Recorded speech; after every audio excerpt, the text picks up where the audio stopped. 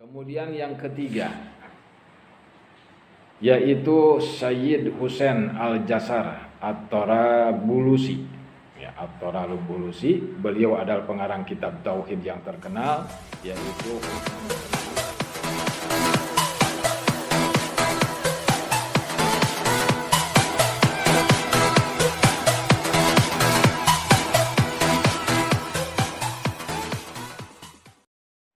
Assalamualaikum warahmatullahi wabarakatuh. Alhamdulillahi rabbil alamin.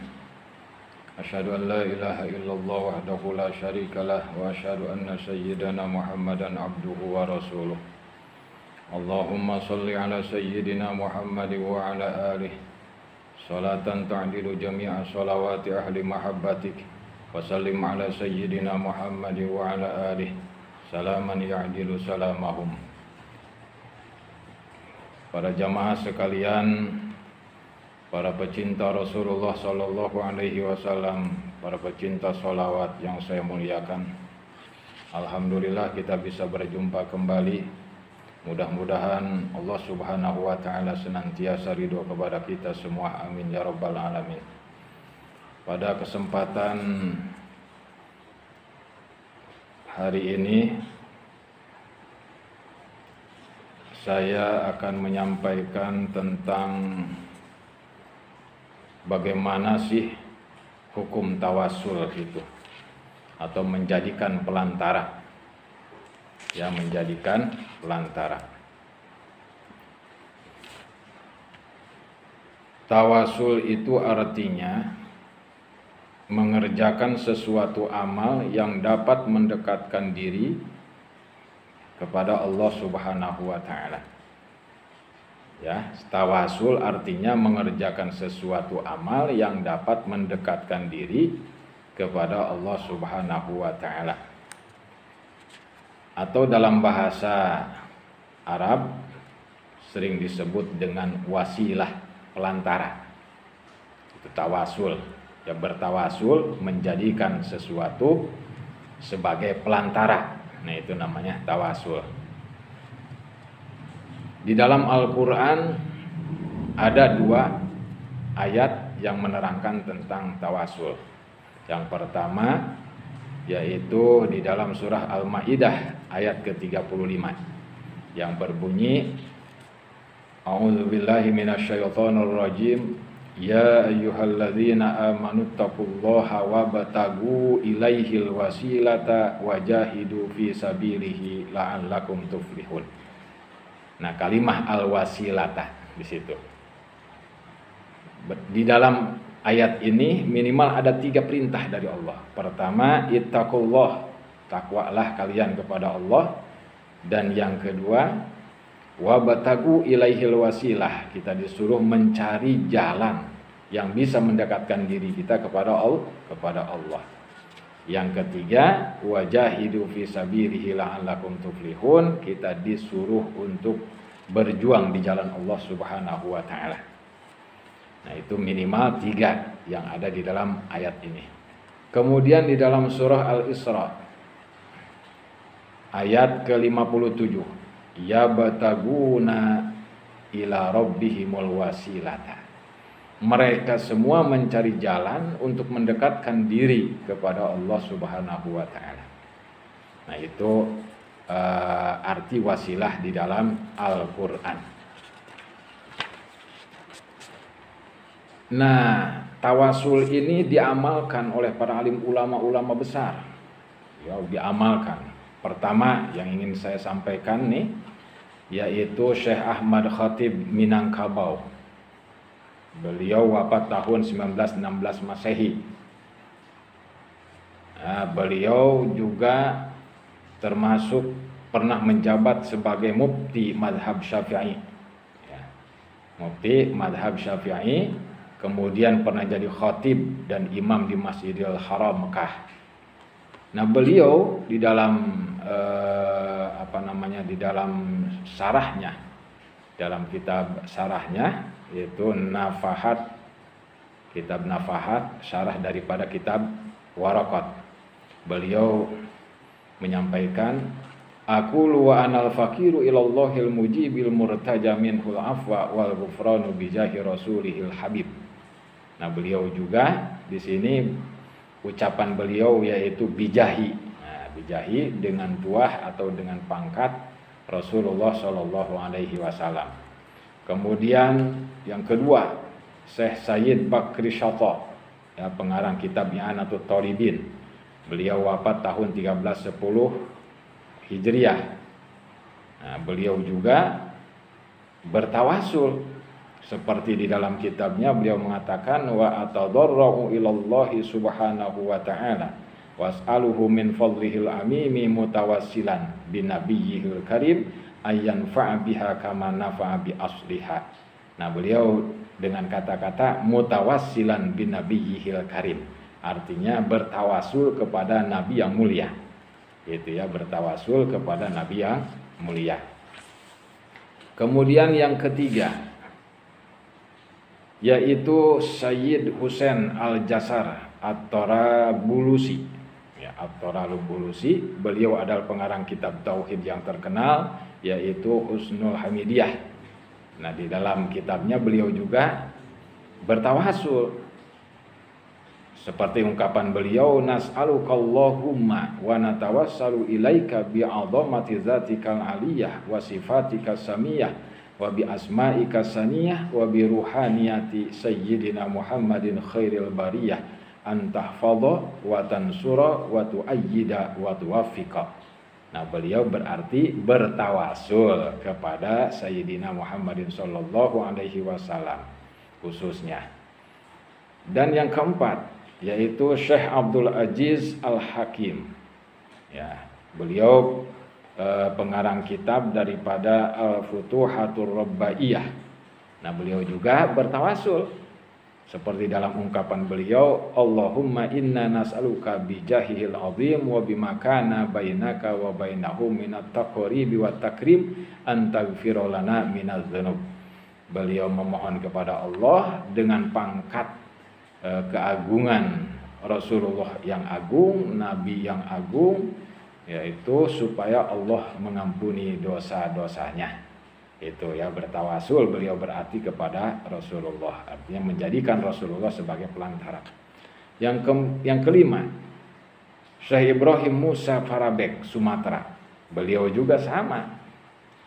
Nah, beliau juga sama bertawasul seperti di dalam karangan kitabnya Hidayatus Sibyan. Ya, beliau bertawasul dengan ungkapan seperti ini, wa nas'alullaha subhanahu wa ta'ala ayyaj'ala hadha syarha khalisan liwajhihil karim wa dakhiratan li wa liman ahsana ilayya ila yaumiddin wa ayyantafi'a bihin naf'al amima bijahi sayyidil awwalin wal akhirin. Itu bijahi sayyidil awwalin wal akhirin, dengan pangkat keagungan yaitu rajanya makhluk-makhluk yang pertama dan yang makhluk-makhluk yang terakhir, yaitu Sayyidina Muhammad sallallahu alaihi wasallam. Kemudian yang keenam, Imam Ar-Ramli. Ya, Imam Ar-Ramli ini wafat tahun 1004 Hijriah.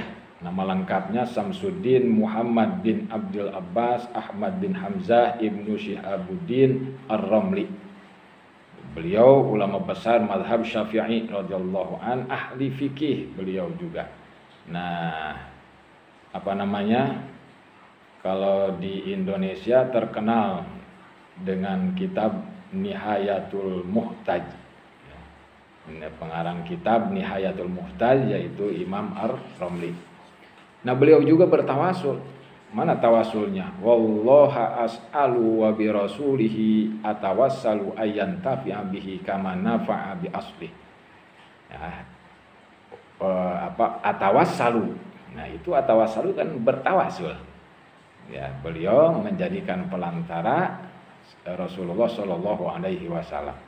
Yang ketujuh, Syekhul Islam Ibrahim Al-Bajuri yang wafat tahun 1276 Hijriah. Beliau juga sama bertawasul. Ini kan pengarang kitab Kifayatul Awam. Nah, beliau ini pengarang kitab Kifayatul Awam diantaranya. Bertawasul, wallaha as'alu ayyakuna lidzunubi ghafiran bijahi sayyidi waladi adnan sallallahu alaihi fi kulli waqtin wa zaman.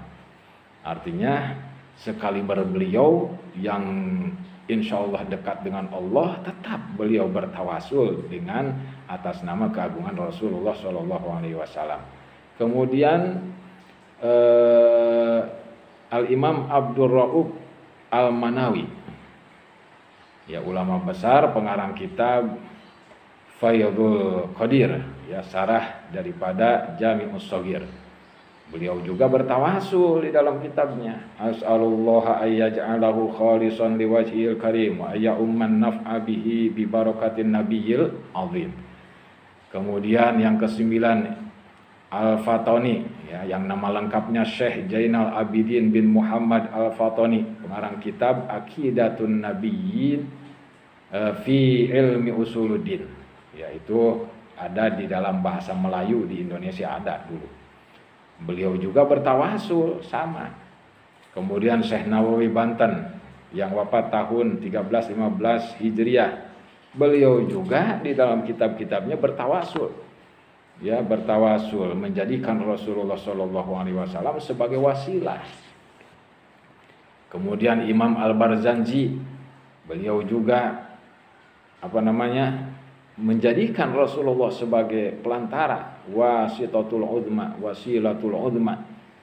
sehingga di dalam kitabnya juga beliau menyebutkan wa natawassalu ilaika bi syarafiz zatil muhammadiyyati wa man huwa akhirul anbiya'i wa bi suratihi wa awwaluhum bi makna. Kan langsung beliau menyatakan wa natawassalu, saya bertawasul, yaitu menjadikan pelantara zatnya Nabi Muhammad Shallallahu Alaihi Wasallam.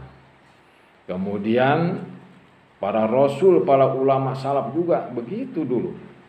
Mereka bertawasul. Kenapa? Sebab inna tawasula wa tasyaffu'a bihi sallallahu alaihi wasallam wa bijahihi wa bi barakatihi min sunanil mursalin wa siratis salafis sholihin. Bahwa bertawasul dan tasyaffu dengan Nabi Muhammad Shallallahu Alaihi Wasallam dan dengan pangkatnya Nabi besar Muhammad Shallallahu Alaihi Wasallam dan juga berkahnya Nabi Muhammad Shallallahu Alaihi Wasallam itu merupakan sunnah para rasul, ya. Perjalanan hidupnya para rasul, perjalanan ulama-ulama salaf, ulama-ulama soleh yang dulu, mereka bertawasul. Bahkan di dalam Al-Quran nih disebutkan juga di dalam surah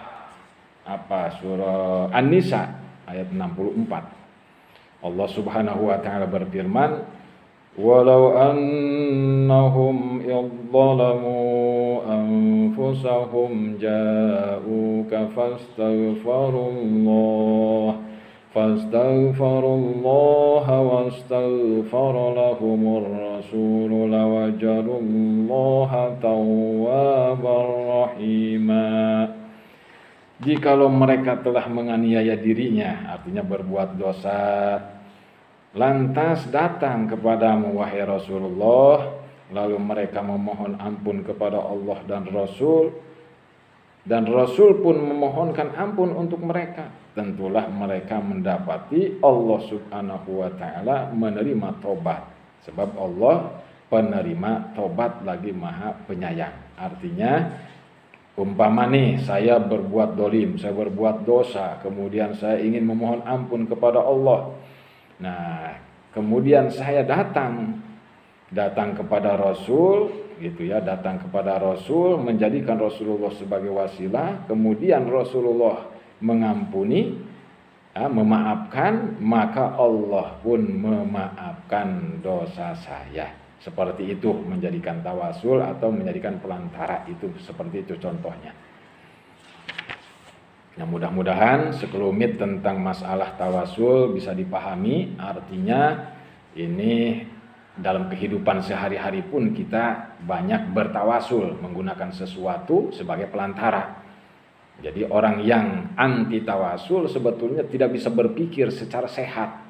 Jadi akalnya tidak dipakai, hatinya tidak dipakai, sehingga dia anti terhadap tawasul. Padahal Sesungguhnya di dalam kehidupan sehari-hari pun semua kita tidak terlepas dari yang namanya tawasul. Tapi kenapa kok di urusan berdoa, di dalam urusan kita munajat kepada Allah terkadang dipermasalahkan, padahal kita hanya menjadikan sesuatu itu sebagai pelantara. Apalagi yang dijadikan pelantara adalah Rasulullah SAW. Jadi sekali lagi kita harus memahami dengan benar, dengan bijak bahwa kedudukan kita seperti ini, maka kita perlu pelantara, ya, perlu pelantara yaitu Rasulullah SAW untuk sampai kepada Allah Subhanahu wa taala. Kurang lebihnya mohon dimaafkan. Terima kasih atas perhatiannya. Hadanallahu wa iyyakum ajmain. Wassalamualaikum warahmatullahi wabarakatuh.